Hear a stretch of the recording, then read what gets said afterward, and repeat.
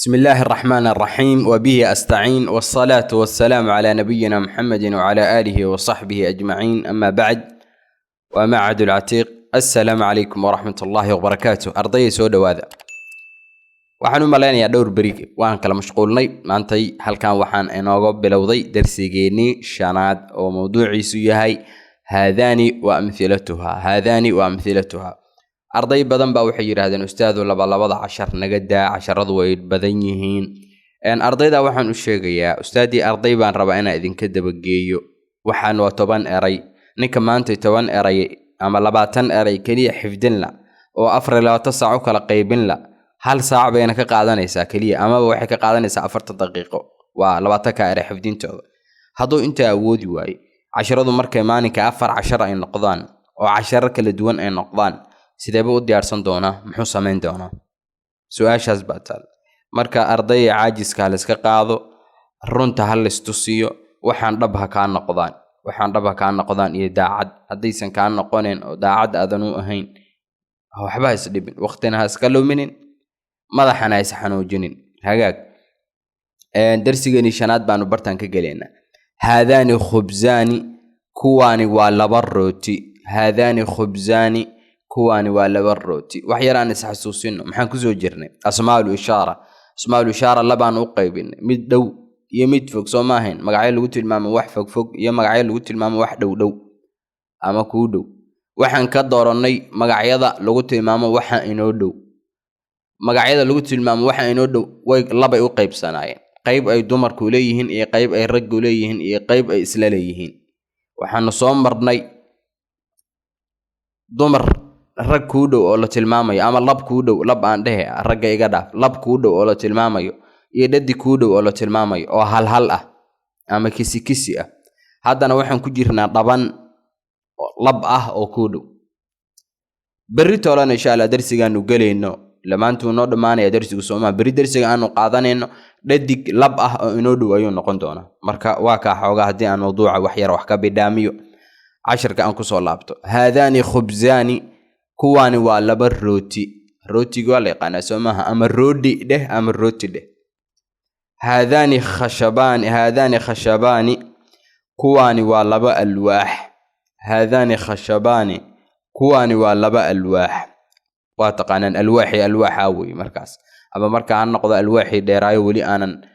gelin in la tashkiiliyo ama la farsameeyo oo qaab iyo shakli loo sameeyo ha noqdo ama kii iska taagnaayo caadiga ah markaas oo ama daaqadihii oo kala ka sameeysan ha noqdo alwaax waa la garanaya dabcan haadani khatimani kuwani waa laba faranti ama fargashi dad baa fargashi u yaqaan dadna faranti baa u yaqaan waa birti yareed ee dadku ay ku xarakoonayeen rag iyo dumarba faraha la gashanayay haadani khiyarani kuwani waa laba khajaar qajaarku waxa la yiraahdaa waa qudaartu kamid yahay waa dhaweyd buu Soomaalida ku soo biiray qudaartu kamid yahay wax dhadhana mala dhanaan imcaan midna malahan kadalika wax la yiraahdo malahan waxaan ka wadaa bimacna udgoon iyo qarmuun labadaba malahan waa caadi waa bila yaani laan hagaag marka qajaar baa la yiraahdaa caadi baa loo cuni karaa cuntada lagu darsadaa dabcan ayadoo cabitaan laga shiiday wali ma arag hagaag haadani khaytani kuwani waa laba dun wala yaqaan Soomaa waa duntii aad taqaaneen oo dharkana lagu toli jiray harqaanluhu ama dawaarluhuna u haystay duntii way haadani khayatani kuwani waa laba harqaanle ama dawaarle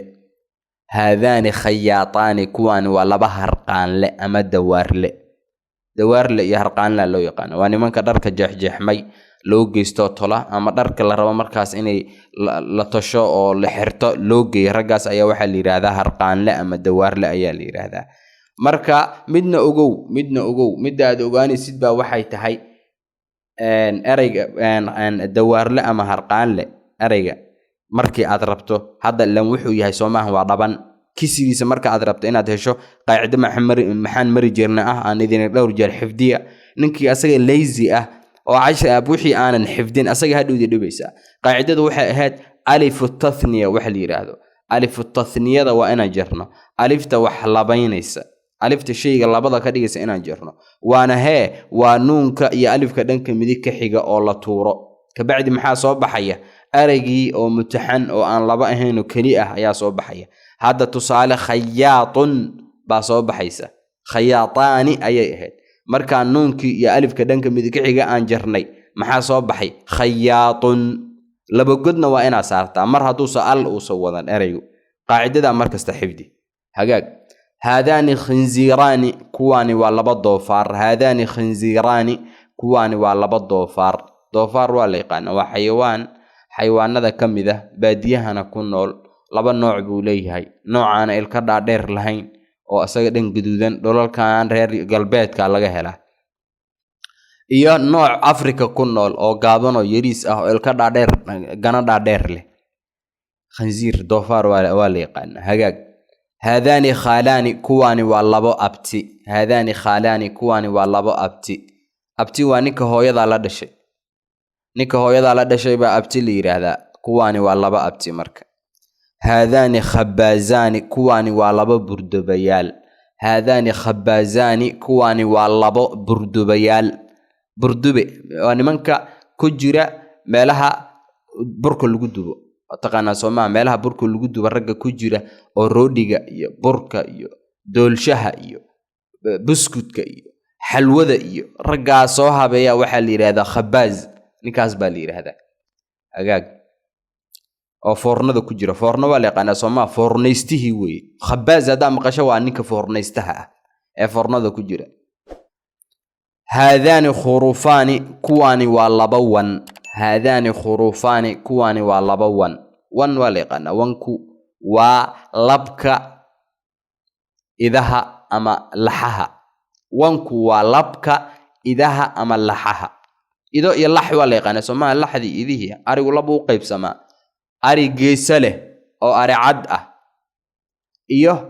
ari aan geesa lahayn oo madax madow oo ayuu leeyahay wada qam ah geesana ma lahan bari weynna waa leeyahay halka ari kala sayn yara uu leeyahay ama dib yara uu leeyahay kan bari weyn buu leeyahay baridiisaasna waa la isku daaweeyaa oo waa la cunaa waxa laga soo saartaa markaas saliid ama xayr la isticmaalo ayaa laga soo saartaa bari baa la yiraahdaan marka idaha nooca madaxa ariga nooca madaxa madow bila geesaha ah noocaas waxa ayuu kan wuxuu u yahay labna kuma fasiray horan u soo sheegay waa macadul atiiq li ta'liim al-lugha al-arabiyya waxaan idin leeyahay ardayda dadaala duruusta hal diyaariyo hada casharkan ka dhageysanayso YouTube-ka oo hadda ay kugu horeyso casharkan oo qoraal ah waxaad kala degtaa commentiga oo horeeya ama tacliiqa u horeeya ama faalaha u horeysa ee YouTube-keena haddii aad ka mid tahay ardayda ku xiran Telegram-keena dabcan halkaas baad ka helaysaa warqadii ama PDF-kii iyo linkiga casharkan oo sharaxan soo dhawaada ardayda hala faafiyo kanaalka kan Telegram-ka ah iyo kan YouTube-ka ah ardayda hala gaarsiiyo الدال على الخير كفاعله ومعهد العتيق لتعليم اللغة العربية سبحانك اللهم وبحمدك أشهد أن لا إله إلا أنت أستغفرك وأتوب إليك السلام عليكم ورحمة الله وبركاته